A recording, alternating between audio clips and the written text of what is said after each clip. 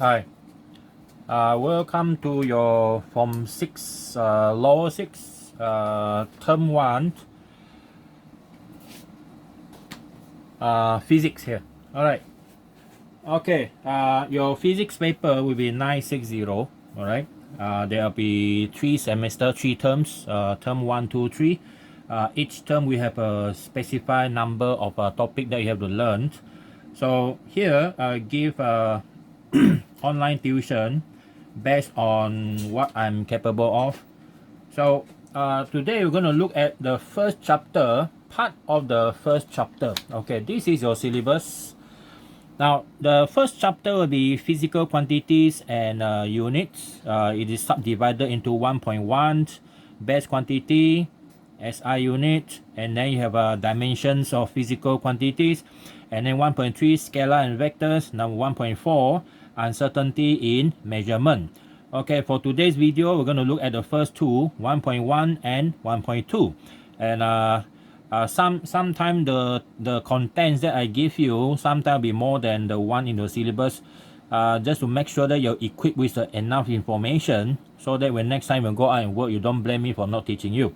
Okay, now the first thing that we're going to look at is quantities. Okay, quantity. So there is a 1.1 quantity. What are quantities?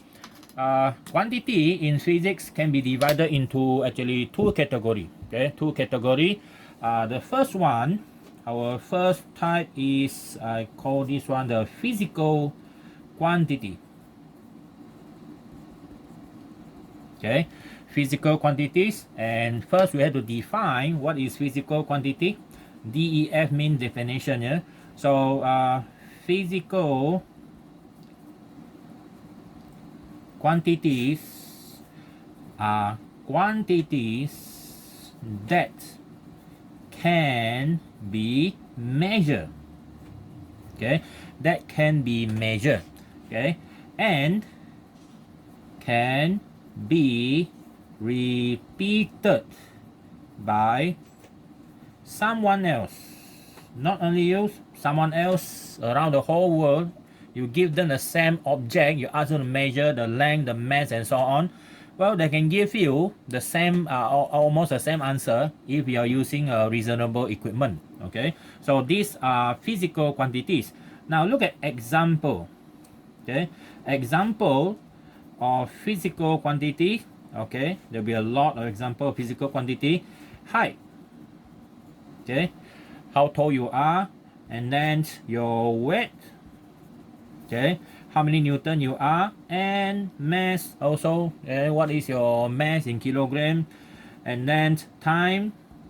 Okay, time, how many seconds, okay, you can run, finish 100 meters, or how long does it take you to to run like full marathon, quarter marathon, or semi marathons. And then anything else, force. Okay, force, how strong you can actually push something or pull something. So these are examples of physical quantities, things that can be measured. Height can be measured by using ruler. Weight can be measured by using spring balance. Mass can be measured by triple beam balance. Time can be measured by watches, clocks, stopwatch, and so on.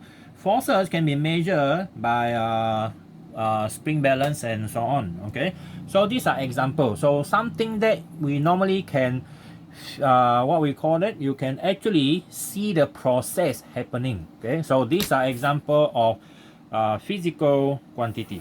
All right, now next one, the second type will be the non-physical quantity. Okay, non-physical quantity are different. Okay, so we look at definition for non-physical quantity. Non-physical quantity are quantities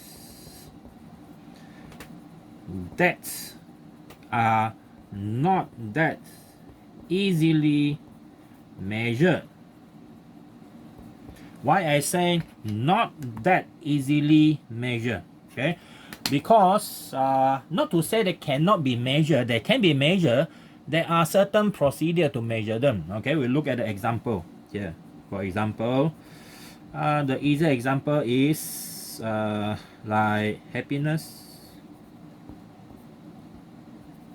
Okay, happiness. How happy are you? How are we going to measure happiness? Of course, by looking at the way people talk, they are excited, and then the facial expression. These are actually type of indication. Okay, that you can tell how happy people. And then anger. Okay, anger. You can see the face that show either anger or happiness. They are totally opposite. Okay, and then number two, the next one will be like for example, psychosis. Psychosis, or I use crazy the word craziness. Okay, craziness. How crazy are you? Okay, how crazy? We cannot measure them directly. There's no such like direct a meter you poke into someone's head. You can measure how crazy they are. We don't have that yet. Psychological problem. Okay, psychological problem. Craziness is under psychological problem. And then we have another one like love. Love and emotion, something like this. Love you cannot measure. For example, your boyfriend asks you how much you love him. You said 5 kg. Well, unless you define 5 kg is 50% love compared to some other things. Okay, so these are example of things that you cannot measure. That's why if you go to this psychiatrist office to see them, or you have problem, they will ask you to measure how happy, how crazy you are, or what state is your psychological problem. They will give you some sort like a questionnaire, maybe like 10 question, 20 question, maybe 50 question if you are very serious. They will ask you question by question, question by question. Okay, and then from there they make a conclusion, and the conclusion is not always correct. Okay, because that is a problem with psychological sickness. Okay, so in physics we look at this one. Okay, physical quantity, from the word physics you already know. Okay, non-physical quantity, well, if you're interested you can go to a lot of YouTube channel to know how they are measured. Okay, you will see that scientists put a lot of wire on people's body, their head, ask them to wear a special helmet, and then that is how they deal with those non-physical quantity. But surprisingly, all these things, if you want to measure them, you still depends on the physical concept and biological and chemical concept. Okay, because our body is a very complex system, so to measure that type of emotion is not something that is easy. Okay, you cannot go to the shop, you want to buy a meter that is used to measure anger, so that every time your parent come back, why your result not good, you can start measuring how angry they are. Okay, well, no such thing yet. Okay, now we already know the difference between physical quantities and non-physical quantities. Okay, so the next one, okay, will be the extension of physical quantity. Okay, the extension of physical quantity. So we call that one the what we call that, the base quantity and derived quantity. Okay, base quantity and derived quantity. Right, so call this one number 3.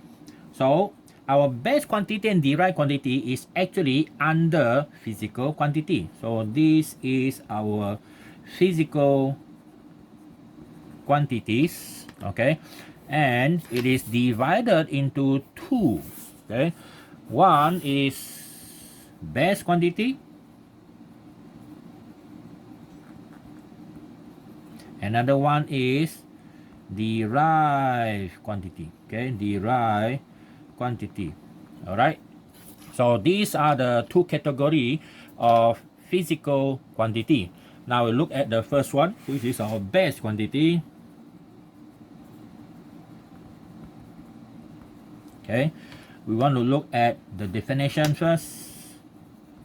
Okay, definition, you don't have to exactly copy everything like the one in the books, but make sure you understand what you're talking about. Okay, when during marking, a good teacher during marking, they will look at the whole concept that you're writing down. Okay, to see whether you really understand or not. Okay, so that is actually a better one. You don't copy words by words from books. Not all books are the same. Okay, you refer to this book, that books. Okay, they are all different. So definition for batch quantity are, okay, so batch quantity, okay, are standalone. Meaning of standalone is not built out from anything. Okay, I give you a few way to define them. Yeah, so batch quantity are standalone physical quantity. Okay, standalone physical quantity that define something. Okay, that define something. Okay, for example, mass. Okay, these are just example, mass and so on. Okay, so batch quantity are standalone physical quantity that define something. Okay, that define something. So this defines E. Then that define something. And other definition can be, okay, I use short form here, BQ. In my physics, a lot of short form later. Acronym, we call acronym. So batch quantity are quantity that, okay, quantity that are not, okay, that are not constructed from other quantities. Okay, but of course there are something that we call assumption. Okay, sometimes not all the time is true. Okay, sometimes not all the time is true. Yeah, okay, so these are examples that you can use to construct, or you can follow your textbook or whatever. Oh, I forgot to tell you, what is our textbook here. Later I give you the list of the textbook and reference book we are using. Okay, so these are example of batch quantity. Now, batch quantity, we have all together 7 of them. Okay, and if we take into consideration the mathematical parts, we actually have 8. Okay, that is number 8. We look at that one later. Okay, so we look at the under list. Yeah? Under the list, okay, so we just list down first. So batch quantity here. Okay, so our first one of batch quantity, okay, we actually don't go like following sequence. Right? Number 1, mass. Okay, normally the symbol is M, mass. And then number 2 is length, L. Number 3 is time, T. And then number 4, we have temperature, big T. Okay, sometimes we can use theta. Okay, depends on chapter. Number 5, we have electric current. Okay, electric current, I. And then number 6, this one is amount, okay, of matter. Amount of matter is actually N. This one is actually number of mole. Okay. Number 7, we have luminous intensity. Okay. What is luminous intensity? Luminous intensity also use the same symbol as I. So normally we differentiate them by using IL, luminous intensity, so that you don't confuse them with the I for the current. Okay. All right. Now, the last one I told you, which is not in your syllabus here, this one is called the solid angle. Okay, angle, as you know, when you study mathematics, angle, you have this what we call that, you have something like 90 degree, right, 45 degree, 30, and whatever number of degree, but that one is on the surface, 2-dimensional. But when you extend to 3-dimensional, there is a better way in describing angle, which is solid angle. Okay, solid angle. All right, so solid angle, we can use this symbol, theta s, solid angle. But remember, this is not in your syllabus. All right, so we have all this. Now, this batch quantity here, if you look at it carefully, there are nothing constructing them except this one. Okay, but of course, why we have that problem? Maybe because of the discovery in science is a bit late compared to the urge of people to actually try to define something. Okay, so things change. Okay, things change. At least in science, when things change, we have a better theory to replace a older theory. Okay, not to say that the old theory is not good. It just simply means that your old theory is the ones that push our brain to a certain limit, and then because of situation changes or new discovery, we need something new to replace that one because it is incapable of explaining the new phenomena. Okay, like for example gravity, Newton's gravitational theory, and then replaced by Einstein general relativity theory. Okay, this is just example. There's a lot of things happen in science every year, new discovery, but sometimes 100 years or sometimes maybe few hundred years, then you discover something new. Like quantum mechanics is something new. Okay, something new. Okay, but of course when I say something new, it's like less than 50 years. All right.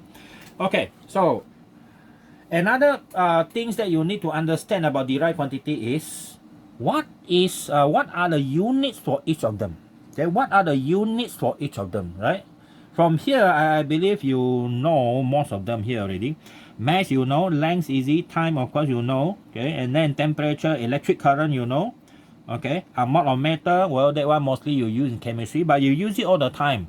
When you want to make a coffee, how much sugar you put, how much coffee powder you put, and then how much hot water you put, and what temperature you put. Actually, you're talking about temperature, the mass of the coffee powder, or maybe the amount of sugar. Okay, how many mole of sugar, but of course you don't tell your parents how many mole you want, right? Okay, you tell how many tablespoons. Now these are actually amount of matter. Everything in your life actually are control, not to say control, involve all these things. Sometimes you just take things for granted. All right. Okay, now we look at them, the unit for each of them. Okay, the unit, use red color. Now, the unit here, these are the unit. The unit for mass will be kilogram, kg. Okay, and then the length will be meter, m.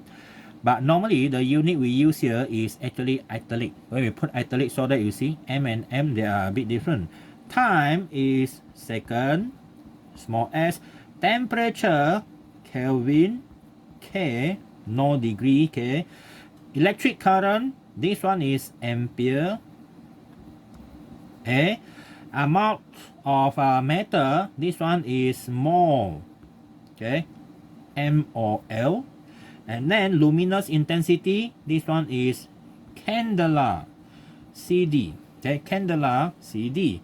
And then we have solid angle, this one is stir radian. Okay, you are familiar with radian, right? And then have stir radian, so this one is SRTR. Okay, STR or SRD, cannot remember. I don't even use this one. Okay, now another thing is, after you know that these are very familiar, sound very familiar to you, at least up to this extent, from 1 to number 6. Kilogram, wet market, you always hear that. Meter, when you go to buy something, hardware shop, how many meter you want. Okay, second, this one, like competition, you're talking about seconds, right? And then temperature, well, you need to know how hot things are, how cold they are. Electric current, maybe this one less, unless you are doing some electrical works. And then amount of matter, mole, this one normally when you deal with chemistry lab, then you use this thing. And then luminous intensity is about how bright are those light source. Okay, brightness is candela. Okay, but there is another unit like we call lux, Lux. Lux is a more suitable unit for commercially use. Okay, and then stir radian, this one unless you are doing theoretical physics, theoretical or mathematics, then you normally don't see this one in your life at all. Okay, who cares about the wall has a right angle of 4 pi stir radian? I don't care. As long as the wall is straight, the floor is flat, that's it. Okay, so this one is for theoretical purposes, okay, and theoretical analysis. All right, now the next thing is we want to know what is the meaning of kilogram. Okay, what is the meaning of kilogram? That is what we know. And what's the meaning of meter, what is the meaning of second, and so on. So now we look at the meaning of the SI units. Okay, we are using SI units here, so no need to mention that further. So that is SI units. So we look at that units one by one. Kilogram.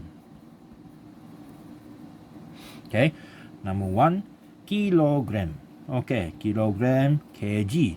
So meaning you need to tell people, if you say that your product is 1 kilogram, yet 2 kilogram, you have to give people understanding of what does your 2 kilogram means. Okay, it means something like this. Okay, this is kilogram. Okay, this is kilogram. Well, not everyone have this one. Okay, not everyone have this one. I'm crazy enough to purchase this one from this one actually from German. Okay, from German I purchased this one. Okay, don't talk about how much it costs. Now this is 1 kilogram, standard 1 kilogram. So if you have a mass 2 times of this mass, so that mass is confirmed 2 kilogram. If you have 10, for example, my body mass is 70. No, sorry, I'm just lying. My body mass is 96 kilogram. So I need 96 pieces of this 1 kilogram mass, okay, to balance out my body weight, my body mass, okay, my body mass. That is the meaning of 1 kilogram. Okay, so now we define 1 kilogram. 1 kilogram is the mass of particular alloy, okay, of platinum, iridium cylinder. Okay, cylinder kept at the International Bureau of Weight and Measures at Paris, France. Okay, so it means that there is something like this. The first one invented by scientists kept at Paris, France. So every country that need to use the SI unit for the mass in kilogram, you have to have this one as your standard in your country. Okay, where can we find people use this? Well, if you're lucky enough, you go to the wet market, people use a balance, right? Because we know when people want to sell something, well, sometimes people with a bad intention, they will try to adjust a balance. When they show 1 kilogram, maybe it's only like 950 gram only, okay, or 0.95 gram, or maybe worse, like 0.8 gram kilogram. You don't see that because you got nothing. You're not going to bring this one all the time with you, right, to buy something. So there are people, enforcer, okay, enforcement officer, they will go around randomly and check on your balance. Okay, so they will carry, but not that big. They have a small one. Okay, they have a small one. They're also human. They're not going to carry around big things like this. Okay, so they use that one to check out whether the balance used by the business, the storekeeper, is according to the rules or not. All right. Okay, now that is 1 kilogram. Yeah. So you have to remember is the mass of a particular alloy of platinum iridium cylinder. It is a cylinder shape, something like the one I showed you just now. And then this cylinder is actually kept double layer. Okay, so you see it's kept double layer, okay, in vacuum. So this is how they kept it under vacuum. So this one will go to the vacuum pump, okay, pump out the air, and then it has actually one layer here, okay, just like a bell jar. Another layer, well, is for actually protection, double layer, okay. So outer layer, I believe these are not only glass, it must be tempered proof glass. Okay, this is where you keep that cylinder. Okay, and it looks like this one is very precious thing, 1 kg. Okay, of course every country can buy the replica, but this is the original one. Okay, the replica, this is the original one. Okay, now why platinum iridium? Because we know that platinum is actually a very chemical resistant. They don't actually react that easily at normal temperature. So with alloy of iridium, it make it even better, shiny. They make it shiny. Now, why we have this vacuum here? The vacuum is to reduce any possibility to almost zero. Like you pump out oxygen, other gases, so that it don't interact. Okay, don't interact. And then, of course, the whole thing is kept at a constant temperature. Okay, constant temperature. So that is our 1 kilogram. You see, we normally do things, take things for granted, but actually the meaning of 1 kilogram is actually have a very long history. Okay, this one I believe standardized in like 19th century. Okay, started in 19th century. Okay, next one. Okay, our next one will be length. Okay, length number 2. Sorry, length in the unit of meter. Meter m. Okay, meter m. So what is 1 meter? Well, you might know that in your form 5, actually there is a similar definition. The meter is a particular alloy of platinum iridium, also kept at the International Bureau of Weight and Measure at Paris, France. But because if there is a slight changes in temperature, the meter that is made up of platinum iridium, even though it's a very good alloy, but it still actually expand a little bit, contract a little bit. Okay, so for example, when you people buy the replica that is made in Paris for that 1 meter, bring back to the country which does not have that particular setup to protect the replica, then it might have some error when you use it to replicate other devices. Okay, so to reduce that problem, definition of meter is now changed to something actually much more modern. Okay, much more modern. Okay, so now we look at 1 meter. 1 meter, okay, 1 meter is the distance traveled, okay, by light, okay, with a particular wavelength, okay, with a particular wavelength in vacuum for a time interval of 1 over this number, 299,792,458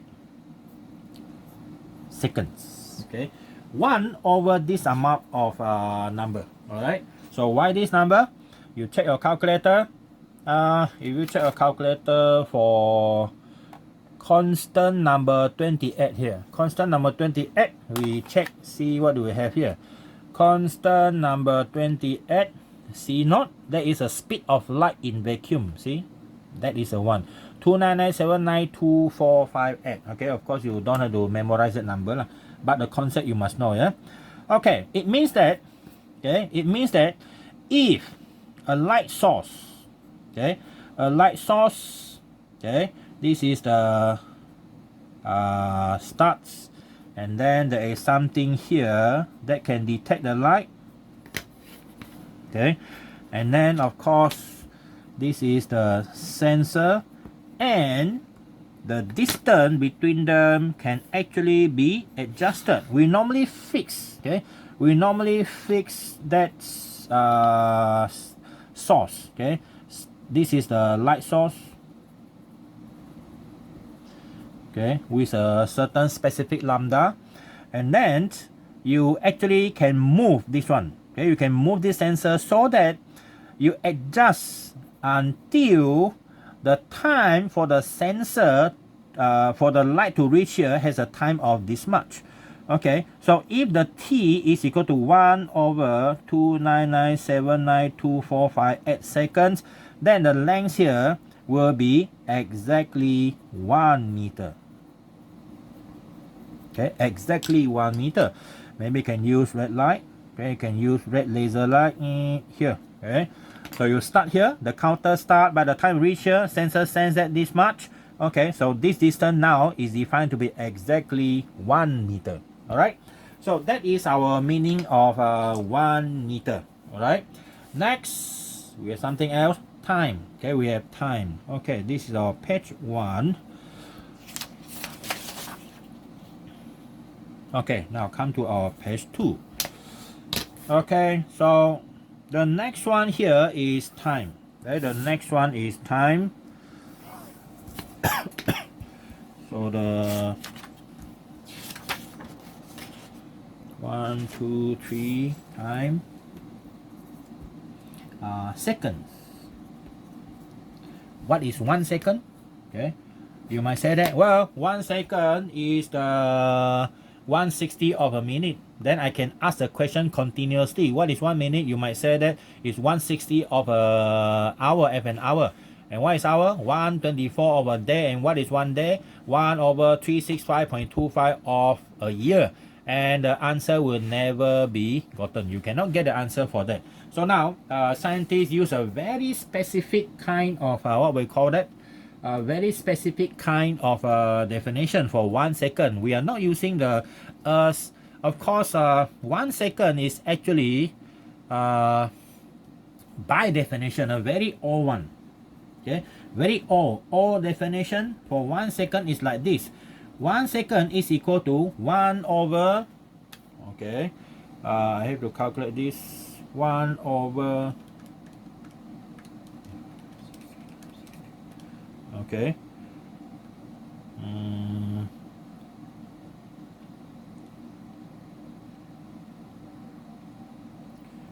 24 times 60 times 60.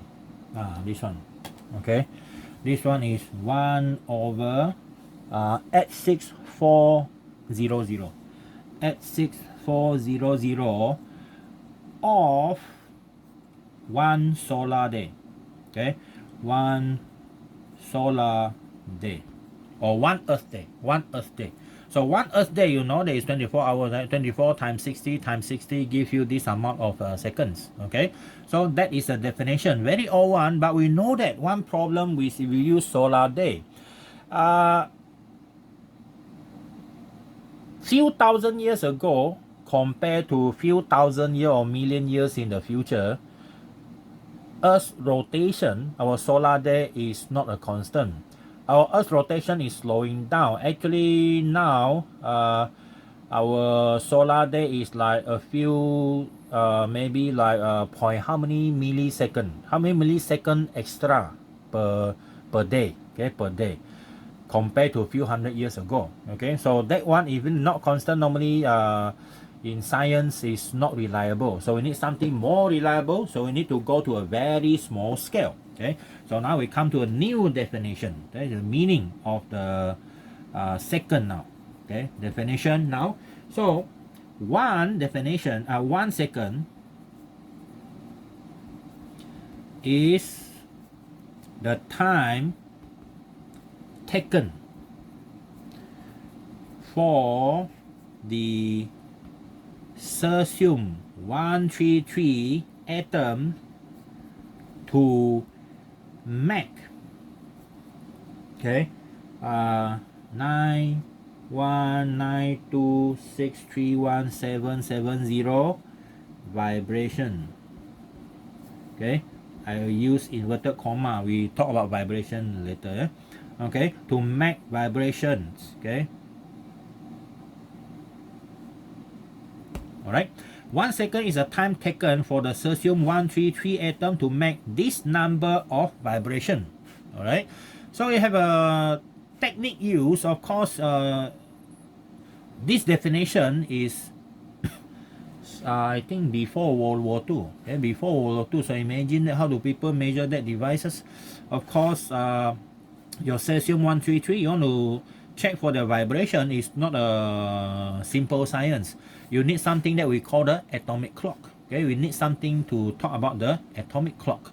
Okay, now this vibration, what is the meaning of this vibration? Okay, this vibration means change of state. Okay, change of states between, okay, normally between what? Between their excited states. Okay, between their excited state. Okay, so at the moment you just need to know this thing. So electron jump up and down, so that is called the vibration. Okay, the word vibration you use in Form 5, right? So by the time we reach term 3, you understand more on this one, then we'll come back to this one again, and then we talk about you will understand the meaning of the vibration only. So at the moment there are certain things in physics that you have to just swallow at the moment now, swallow, but it's better to give you some clue what is that vibration means. Okay, so for example, the electron from a ground state jump up to first excited state and then jump down, that's actually a atomic vibration, a type of vibration. Well, of course, that one can release energy, right? An energy that can be detected by our devices. All right. So that is our 1 second. Okay. Next one, number 4. Okay. Number 4 is our temperature. Is it temperature? Yeah, temperature. Okay, temperature. So that one is Kelvin. Okay, K. So what is Kelvin?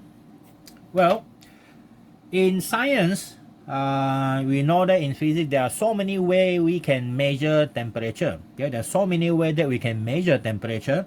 Of course, you are thinking of like mercury thermometer. Lab thermometer is a mercury thermometer, and then nowadays we have a very fast and without contact.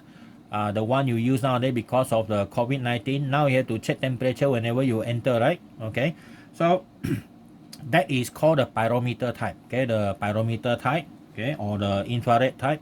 Now, in our science, the best way is to use a constant volume thermometer. Okay, we look at that one in a slide later. Now, what is 1 Kelvin? Define. So 1 Kelvin is, okay, equal to 1 over 273.16, okay, of the thermodynamic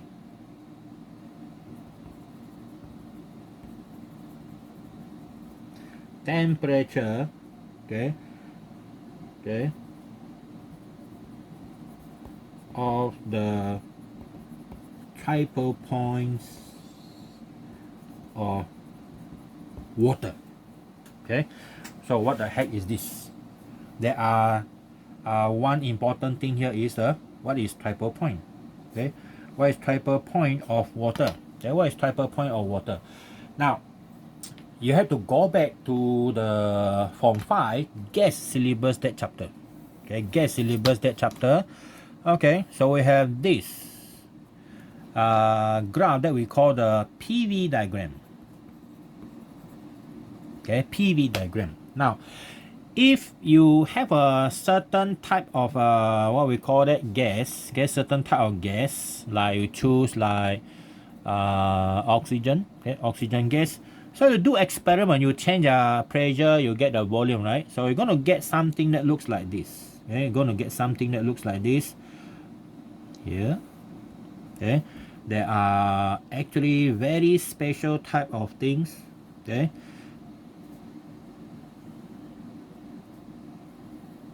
so the triple point is like this. This gas, the oxygen, or we choose water to be the best, we choose water. When the pressure is high, a volume is high, they are in different state, and when they are low, they are in different state again. So this one here is the solid ice. Okay, because the pressure is low and then the volume is small. So this one is ice. Okay, ice occupy this part here. Okay, ice, and then we have this solid. Okay, this one should be solid. Where is solid now? Solid should be here, I think. Solid. Okay, cannot remember what is that already. Okay, but never mind. We can interchange later when we go into more detail in thermodynamics. IGS. Okay, this is gas or steam. Okay, steam.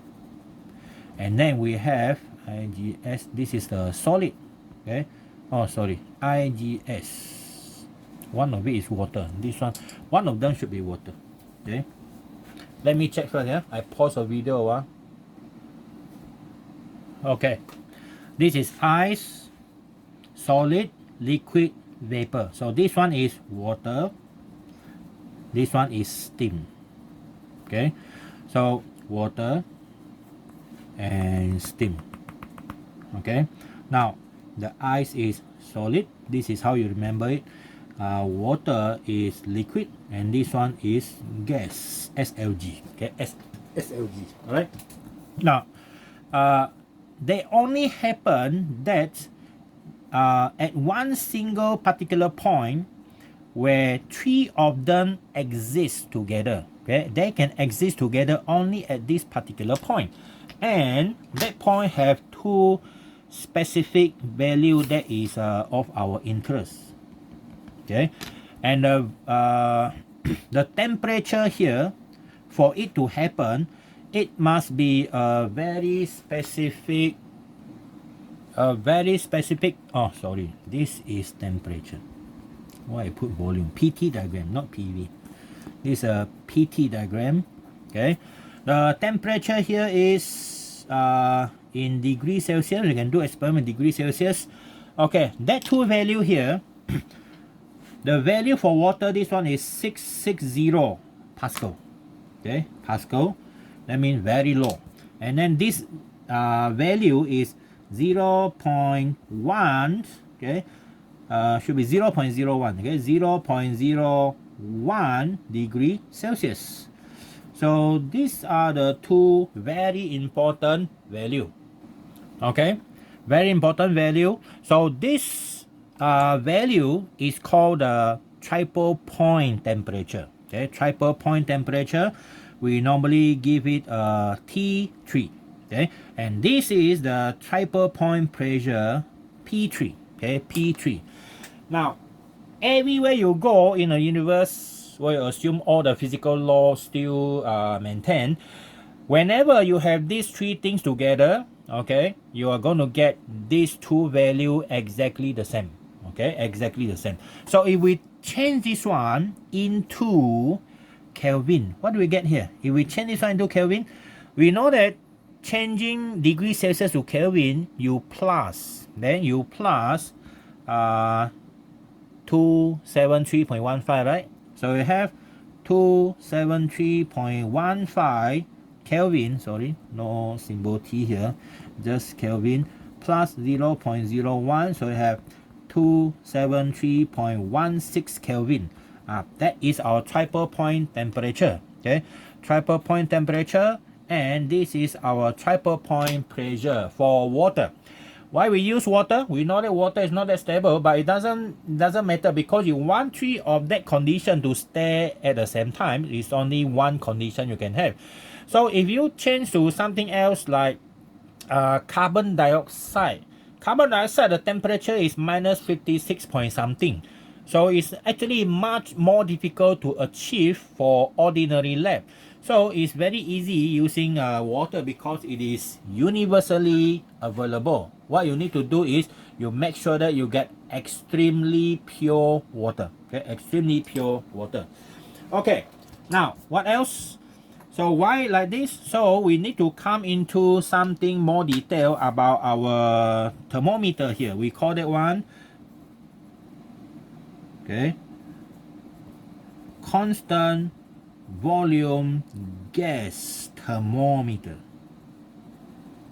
Okay, constant volume gas thermometer. All right.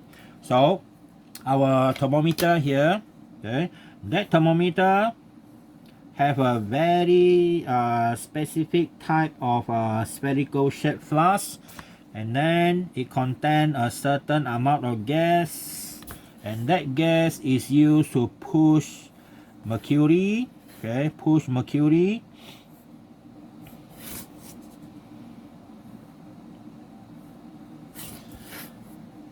Okay, and then of course we have one hose that come out from the bottom.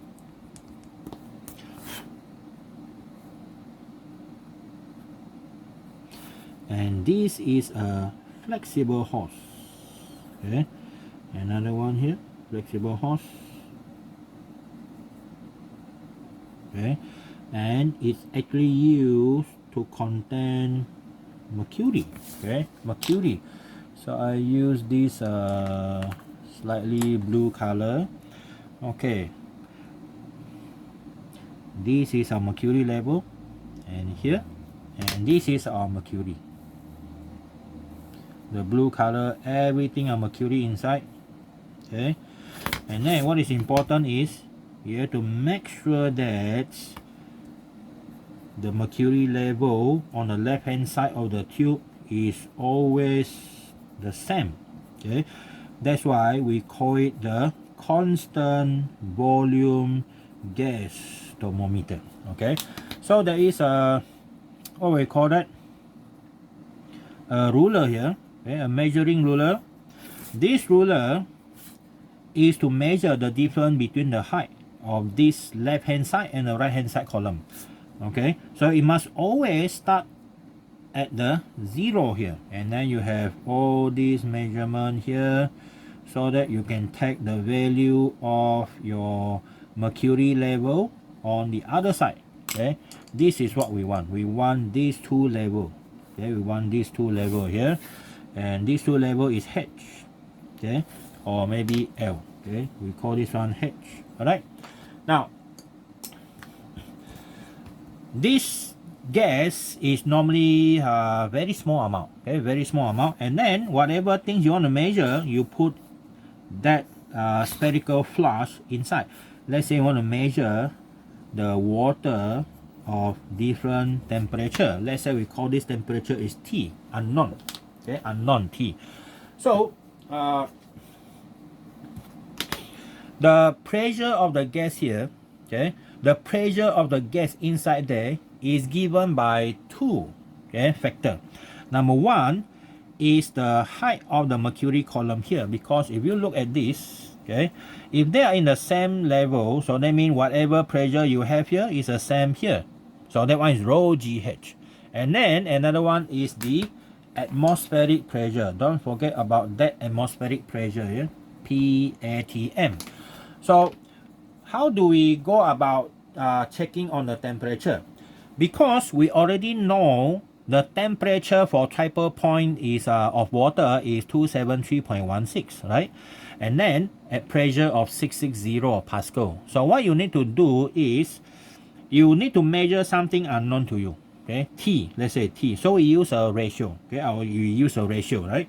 So this temperature here and to this pressure here, unknown pressure, right? Pressure you are measuring.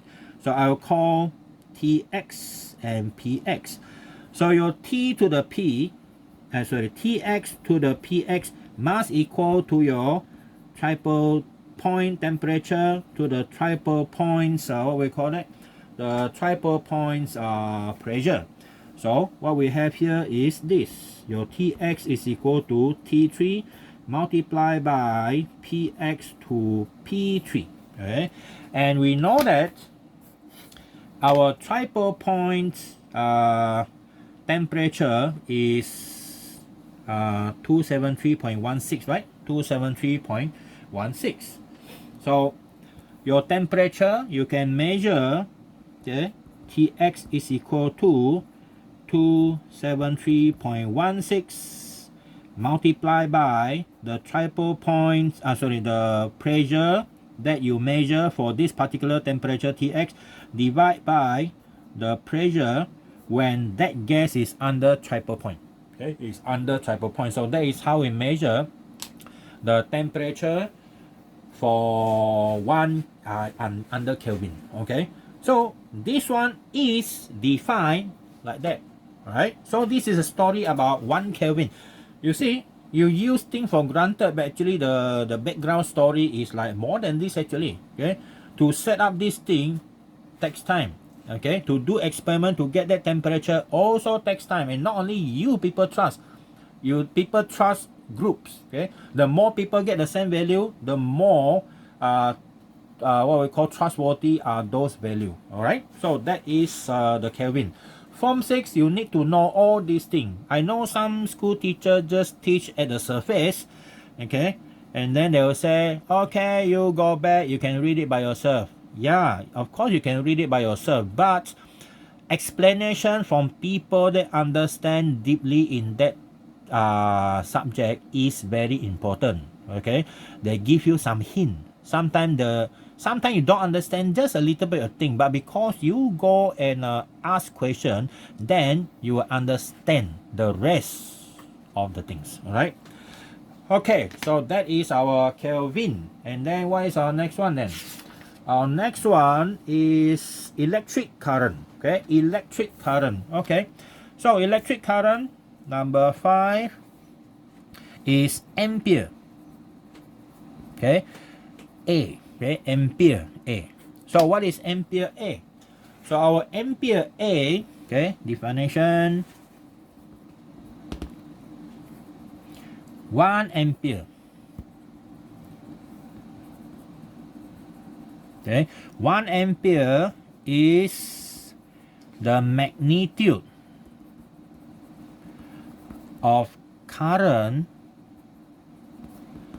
in a parallel wire. Okay, in a parallel wire. Okay, in a parallel wires that are separated by distance. Okay, D equal to 1 meter, and experience, okay, and experience, okay, and experience a force per unit length of 2 force per unit length is F over L, which is equal to 2 times 10 to the power minus 7 Newton per meter. Okay, now it looks very complicated, right? But actually this one is supposed to be in our term 2 definition. Okay, so there is a meaning of 1 meter. Now what's the meaning of that? Well, we look at the parallel meter. We have 2 conductor. Okay,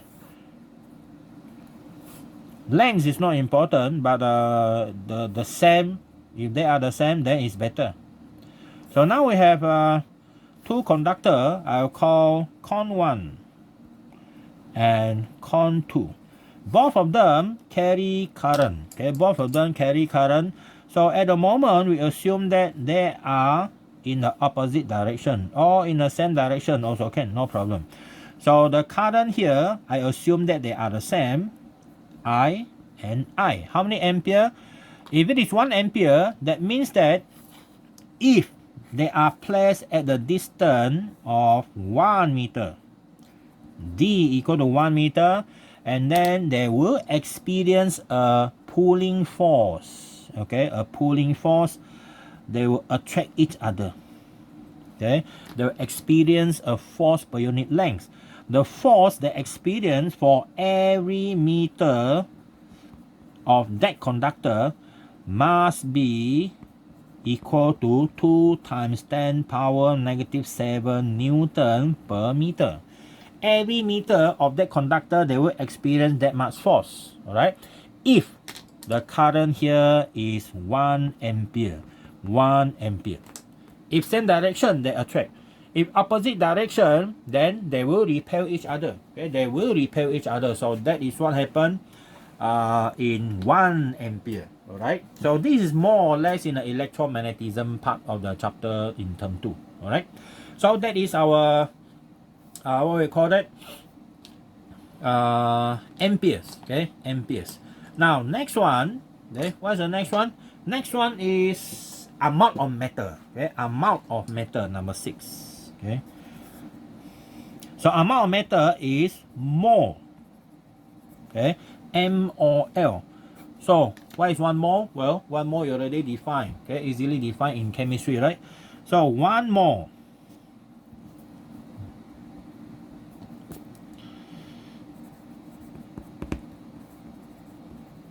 Okay, 1 mole of matter. Okay, 1 mole of matter, okay, has the same number of particles. Okay, same number of particles as what? 1 mole? 12 grams of carbon 12. Okay. Okay, 1 mole of matter has the same number of particles as 12 grams of carbon 12. Okay, carbon 12. Okay, which is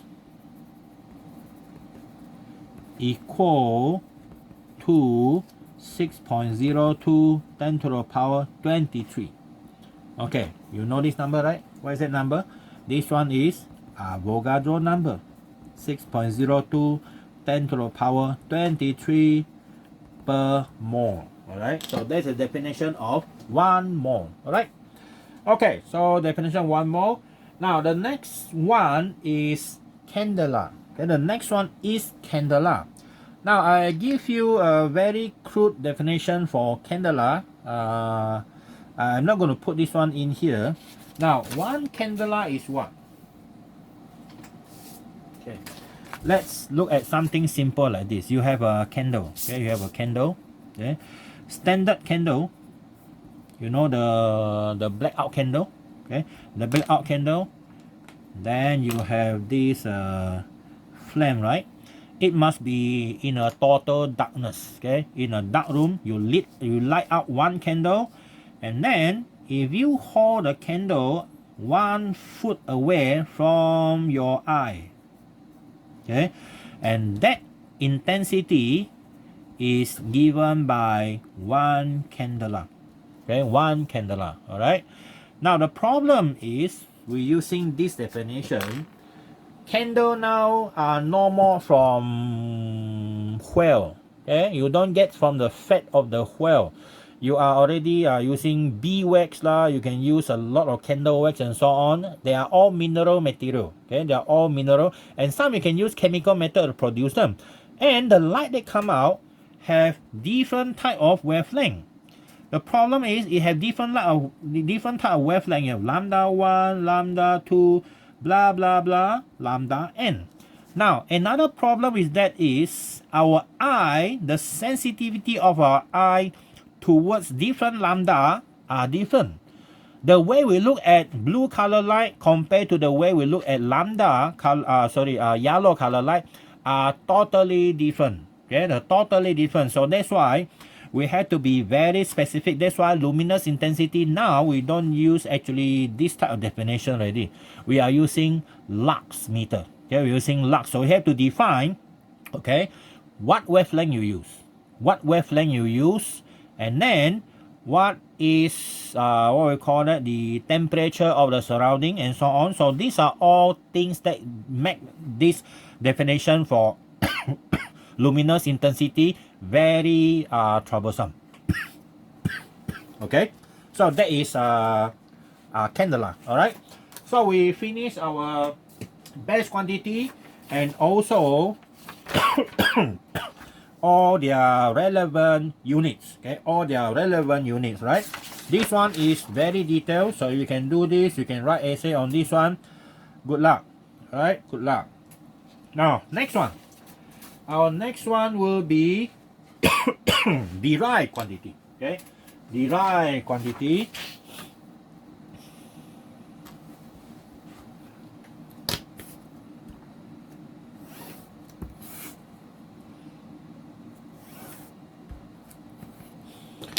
Okay, the next one is our derived quantity.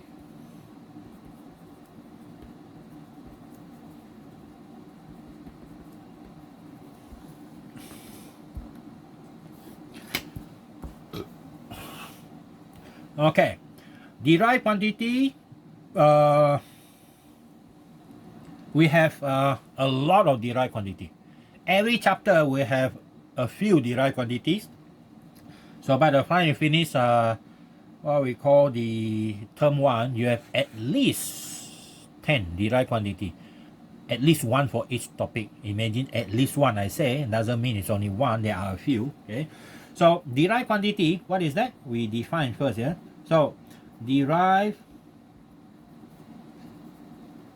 quantities are quantities or physical quantity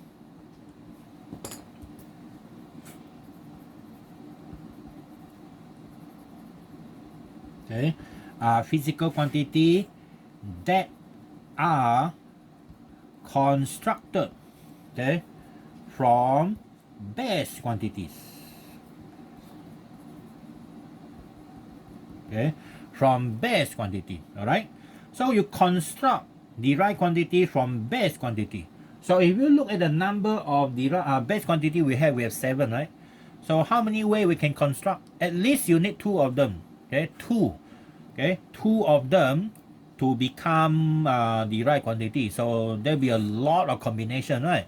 I think like maybe millions. Okay, million combination. Use a permutation. Okay, use your permutation for your from your mathematics, right?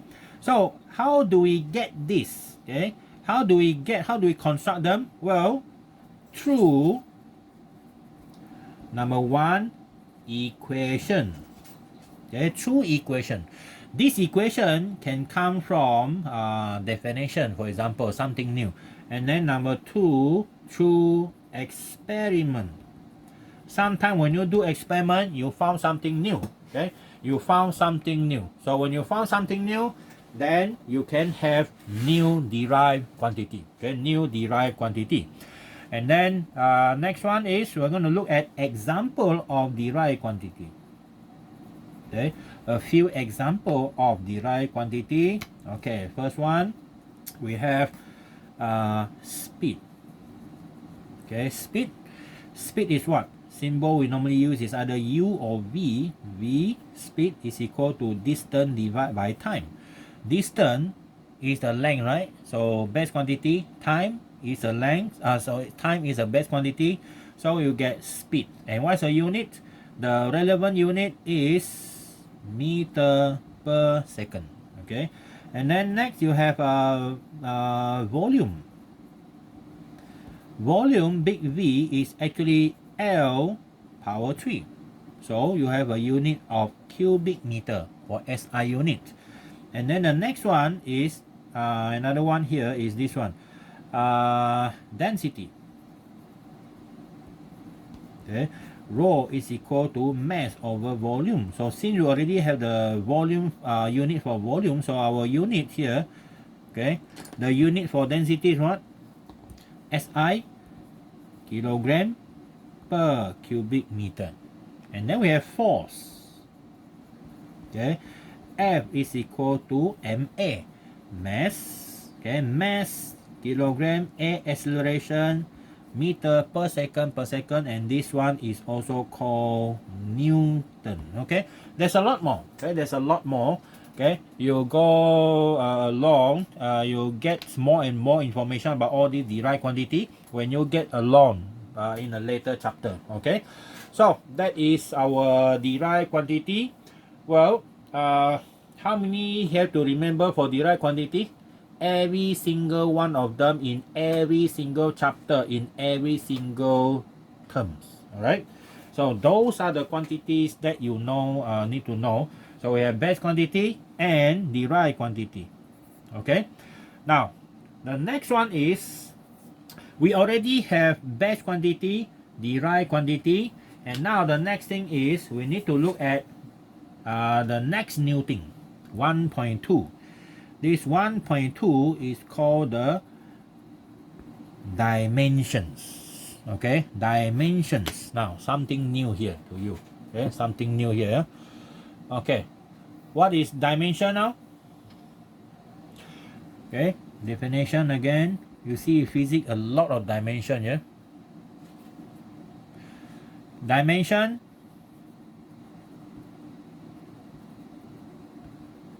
okay, dimensions are ways. Okay, dimension are the ways in which we tell people what is that particular units are used for. Okay, what are those units are used for? All right. Now, for example,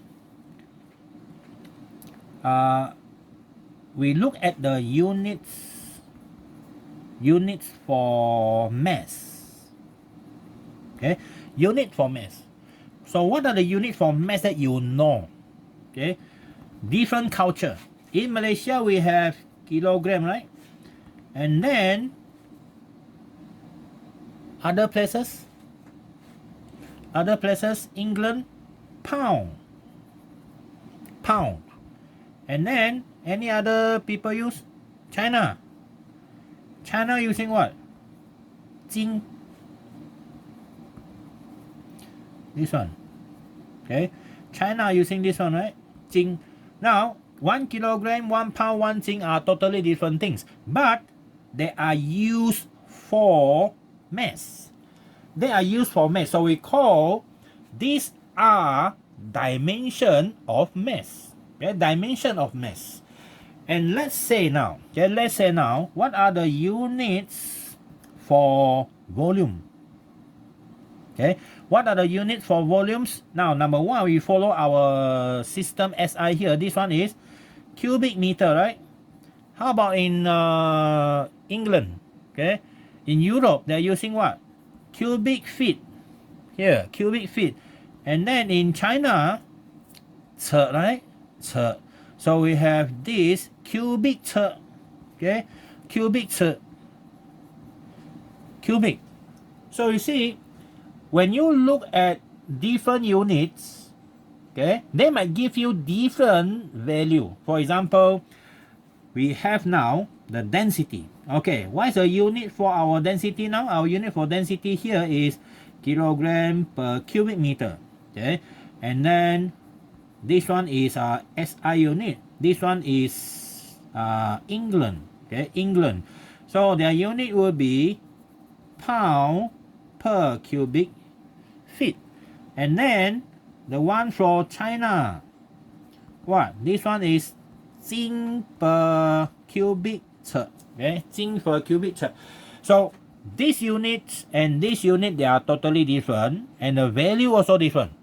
1 kilogram per cubic meter doesn't mean it's equal to 1 pound per cubic feet, and also definitely different from 1 jing per cubic 尺. All right. Now, but we know that these are units for density. See or not? So we call this one, these are the dimension. So how do we generalize them? So we say the dimension, okay, the dimension of density. Okay, we use this square bracket is equal to what? Now look at the first one. Kilogram mass, pound mass, jing mass. So we have mass, big capital letter mass. And then we have length to the power -3. We have like this. So we give people the unit for density, okay, density to be mass per unit length cube. Okay, per unit length cube. So that is our generalization for the densities units. All right. So when alien look at this one, okay, the alien, okay, now the alien look at the unit for this one, so they know that, okay, density on the earth is given by this one. Let's say the alien are stupid one, okay, they are not better than us, okay, we are the same, we are actually alien to them. So their unit now, they have different unit, okay. So the alien, the unit, okay, the units of rho now in alien world, okay, in alien world, well, they might have different symbol. For example, they have this symbol, okay, delta, okay, and then they have this something like this that we don't understand there, something like this, and then divide by x, okay, by something like this, and then maybe something else, okay, to the power 3, something like this. See or not? Okay, so that means we never seen this formula before, but if that alien convert that one into that, we know they are talking about density here. Okay, well, different culture, different civilization, they might have a different symbol, because our language is not something that can actually stay forever. Just look at our own BM. Word change, okay, then the construction of sentences changes also. The same meaning what I understood 30 years ago now carry a different meanings. The verbs used, whether they combine or not combine, they're different. So don't talk about things that for 1,000 years they never change. English also progresses, okay. The way we give information to people, for example, WhatsApp, there's a worst. WhatsApp, messaging through WhatsApp is the worst in my experience, because sometimes I don't understand what my student is actually trying to tell me, because their short form are extremely short. Okay, that one is worse than alien. Right. So next time you want to WhatsApp me anything, use a proper words. Okay, because you might understand the word you use with your friend, but not to me. Okay, not to me. Maybe after a few months, you communicate with me, then I will understand what you're talking about. Okay, in the beginning, don't assume that everyone know what you are saying. So it's very dangerous when you use a wrong symbols. It might be like joke for you, but for other people which are sensitive, they might don't take it as a joke. Okay, they might sue you. Okay, they might sue you 1 million. Okay, so these are dimension. So what are the other dimension that we can have? Well, we have all the dimension that you might need for the first 7 of them, but we only need 5. Okay, we have 5, the dimension 5 there. Okay, we look at those 5. Okay, these are the base quantity. Okay, base quantity. We have what? We have mass, right? Mass, and then we have length, then we have time, then we have temperature, then we have electric current, and then we have amount of matter,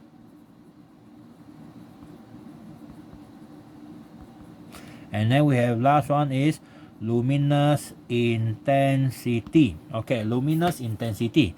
Each of them will have their own units. Okay, this unit here will be the SI unit. Okay, the SI unit.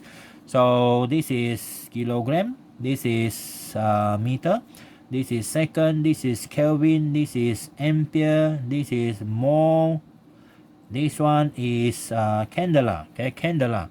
And then the dimension symbol. Okay, the dimension symbol. Okay, the dimension. Big M, we follow the mass. Big L, we follow the length. Big T, we follow this one. Temperature, we don't follow the big T, we have theta. Okay, as I said just now, theta. And then our current, electric current, we use big I. Okay, and then for mole, we use big N. Okay, number of mole is small n, right? So this one use big N. And then intensity, this one we also have Normally we use a big I also, but we have L. Okay, we have L. Okay, sometimes we just big L and I. Okay, it doesn't matter, but normally you need to use the first 5 only. 1, 2, 3, 4, 5. Okay, 1, 2, 3, 4, 5. All right, so these are the dimension. Okay, these are the dimension. Okay, so now you know already. Okay, the meaning of dimension. Now the next one is we need to go to the next one, which is called the homogeneity of equation.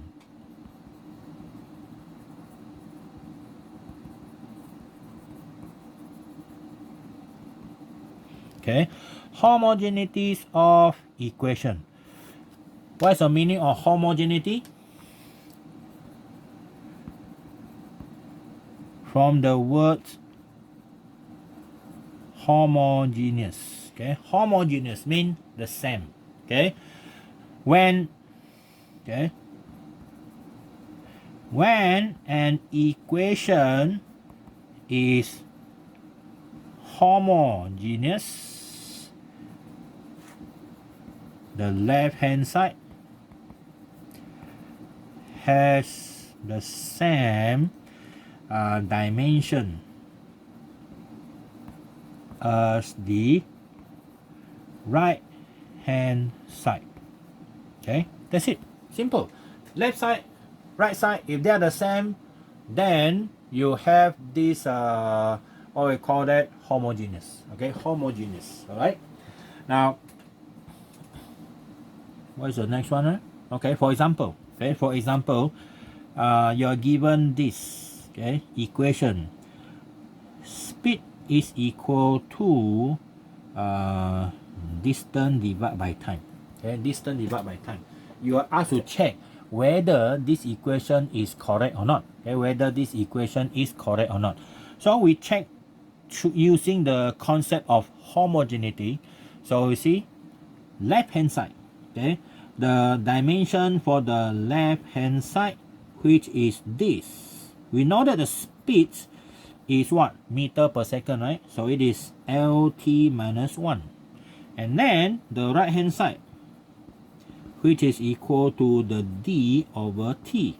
And we can subdivide into D like this over T. And what's the dimension for D? Is the distance? L, right? L. And then divide by the time T.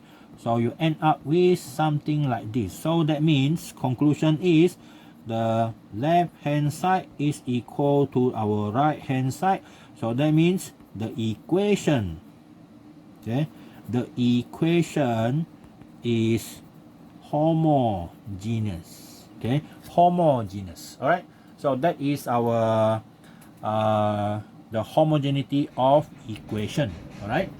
So homogeneity equation is used actually to what we call it, to check on equation. Okay, to check on equation. All right. Okay, this one is easy. Okay, this one is easy. But sometimes the equation can be like a bit tricky. For example, look at another example.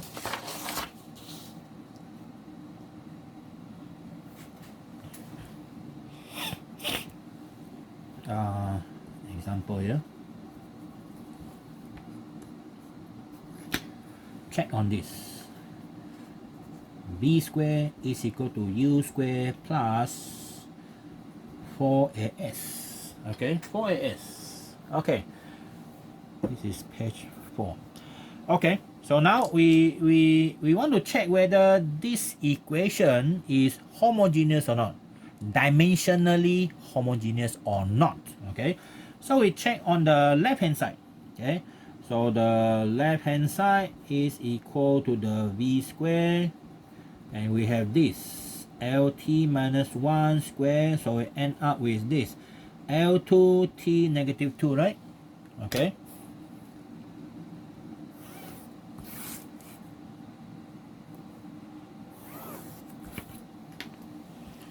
Okay, and then the right hand side here. Our right hand side we have 2. Okay, so we have to make sure that they are the same. Yeah, so we check on first one and the second one. So we check on the U square and the 4as. Okay, so what do we get here? This one is L1 negative LT negative 1 square, and this one 4 is a number, so it does not have any units, so 4 will leave it out. A we know is what? LT minus 2, right? And then multiply by S is a distance, so it's L, so square. So what do we get? L2T negative 2, and this one is L, what is this? L2, oh sorry, no square. This one no square, forgot. Okay, no square. So L2 and T negative 2. So you see both of them are the same, so we can conclude that the right hand side itself, when you combine, they are correct. They can be combined because they have the same units. And that means we know that from our conclusion here is the left hand side is dimensionally homogeneous with the right hand side. So can we conclude that this equation is homogeneous? Yes. So it is homogeneous. But okay, the number 4 is wrong. Okay, but the number 4 is wrong. We know this one because in your form 5 you already learned 4 of the equation, right? One of them is v squared equal to u squared plus 2as, not 4. So what are we going to do here? So that means that equation is definitely wrong, even though it is dimensionally homogeneous. So this equation is wrong. Okay, so the big conclusion is the equation is wrong. Okay, so sometimes it still depends on this one. Example of wrong equation. Okay, example of wrong equation, F equal to half ma. You know there's no such equation, right?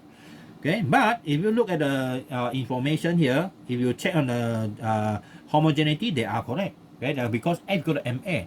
Another one is, for example, what we call that, the power. Okay, the pressure is equal to what?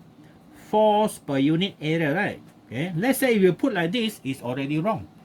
Okay, it's already wrong. Dimensionally it's correct, but the formula is wrong. So there's a lot more equation that they can give you purposely wrong one. Okay, to check whether it's correct or not. Okay, well, that is how we use it for what we call that, to check on the homogeneity of equation. Now, the last part for today is dimensional analysis.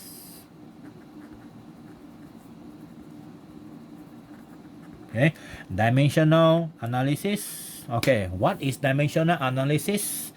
Simply means that, okay, simply means that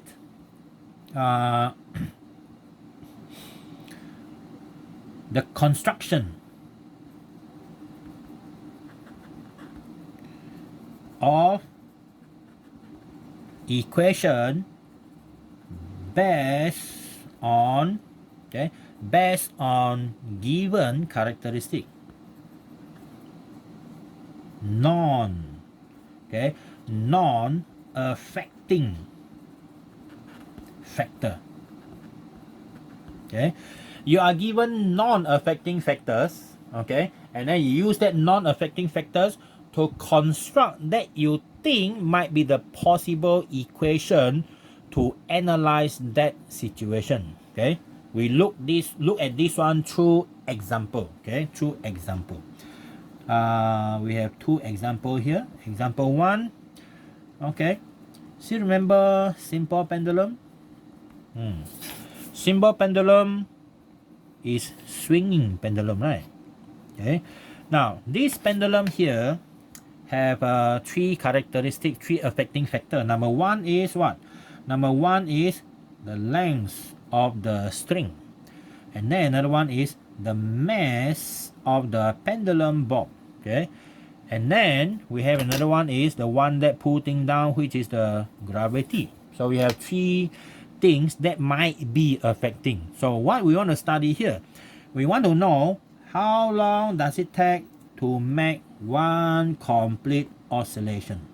Okay, to make one complete oscillation to and fro, we call the periods. Okay, we call the period. So we're going to find the period. How is the period depending on the G, the L, and the M? Okay, so we start with something like this. Our period is directly proportional to the M to a certain power that we don't know. So we just simply put A here. Okay, and also directly proportional to the G to the power B to the L to the power C. We don't know to what category of power they will be depending on that particular factor. All right, so that is our first step. Okay, first step. The step 2 is change it into equation. We put a K. So make sure that the symbol you use here, okay, the symbols here, this one here, power you can use X, Y, Z, but make sure that it don't have the K. But if inside there the given symbol already have K, then you can use some other thing like C for constant. And then when you use C, then your A, B, C cannot be used already. You have to use X, Y, Z. Okay, so these are the things that you have to remember. Okay, right now like this. Now the next thing is based on the homogeneity of equation. Okay, we assume again K is dimensionless. Okay, dimensionless constant. It is just numbers. Okay, it's just numbers. And then we have to assume that the left hand side and the right hand side must have the same dimensions. Okay, of course, if it is in objective, you can use like units to solve, because we are more familiar with unit than dimension. But when you are asked to do question like this in structural essay, you have to use dimension symbol, the M, L, T, and so on. Okay, now look at the left hand side here. What is a unit for, what is the dimension for period? T. Second, right? Time. So T, no problem. T is still the same here. T to the power 1. Don't forget, power 1 is equal to K nothing. But now, what is a unit for mass? Big M, right? Power A. Now, what is a unit for G here? The unit for G is meter per second per second. So it's LT minus 2. Power B now. And then length is L to the power C. Okay, so now the next thing you do is to compile them so that they are the same one will be together. We normally follow MLT. Okay, so the M only have 1, so power A. L got 2, so that L B plus C. And the last one is a T negative 2 B. Okay, and if you compare to the left hand side here you got no M and L, right? So we have M and L both to the power 0, because when you have a power 0, they go back to 1. Okay, so now you can compare. Okay, compare both sides. Okay, so we have M power, so A is equal to 0. Okay, A is equal to 0, and then the next one is the B plus C is also equal to 0. And the last one is negative 2B is equal to 1. So that means we can get our B already here. So B is, okay, the B is negative 1/2. Okay, and from B here we can get the C. So C will become half. And our A0, B negative half, C half. So now, how does the equation looks like? Our T now is equal to K.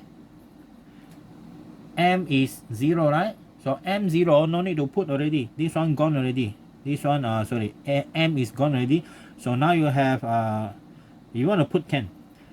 M, G is B, right? So negative half. And then our L is half. So you simplify K, because they are half-half, right? So we can have this one, L over G power half. And what is that half? Power half stand for? Square root L over G. Alright? So that is how we get the equation, but not all the time you can get it correctly. But for simple one, you can get this one. Okay, now what is a K value? How do you get a K value?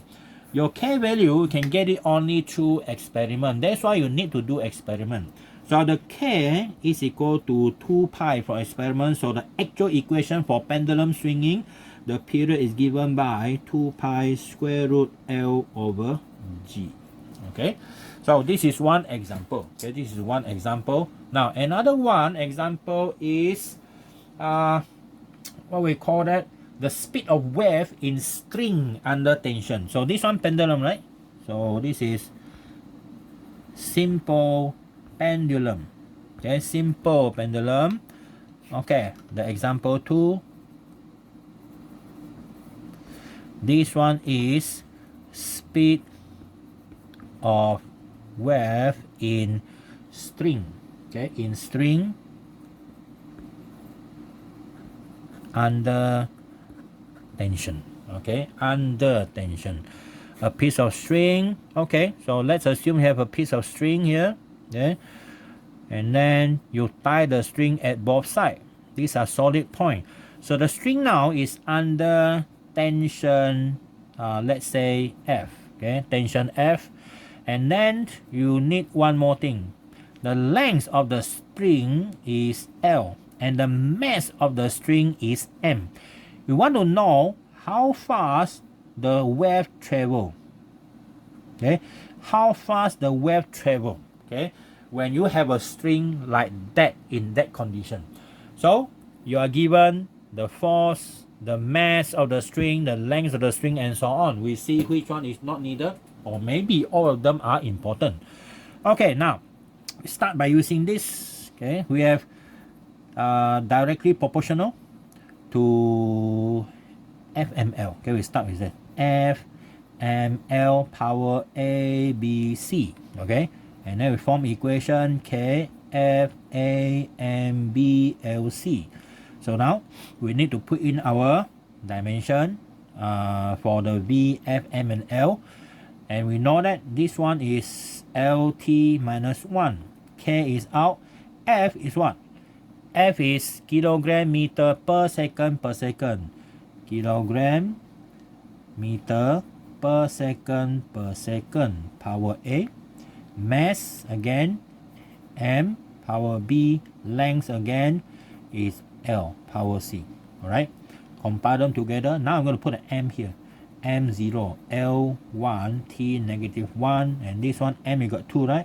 So M A plus B, and L also got 2. L is A plus C, and the last one is T, T negative 2A. And then compare both of them. Okay, compare everything now. We compare the first one. A plus B is equal to 0. Cannot do anything yet. A plus C is equal to 1. Cannot do anything yet. Last one help us. Negative 2A is equal to negative 1. So this one A is half. Already got 1. And then from C here, C is equal to 1 minus A. So 1 minus A is half. So C also half. And B is equal to negative A. So conclusion is B is equal to negative half. All of them is important. Okay, all of them are important. All right. So now we put everything back into the equation here. So we have V is equal to K F power A. A is half, and then M. B is negative half, and then C is half. L is half. So now we rearrange the equation into something like this. Positive 1 at the top over M. See? Okay, so that is our equation roughly for this type of situation. But in the chapter number, what we call that, in sound wave, later, that one in term 3. So under sound wave, the equation actually come like this. F over mu. Okay, now what is mu? Your mu actually is mass per unit length. So when you put this one in, you're going to go back that. Okay, same thing. Alright, it's just simplify things. Alright, okay. So that's it for today. I will scan the pages for the exercises and let you do, and then we will discuss the question. Normally like this, okay? You won't see my face here around, because there's no because actually. This is what I do for the past 1 year plus, for my class also, in my office and so on.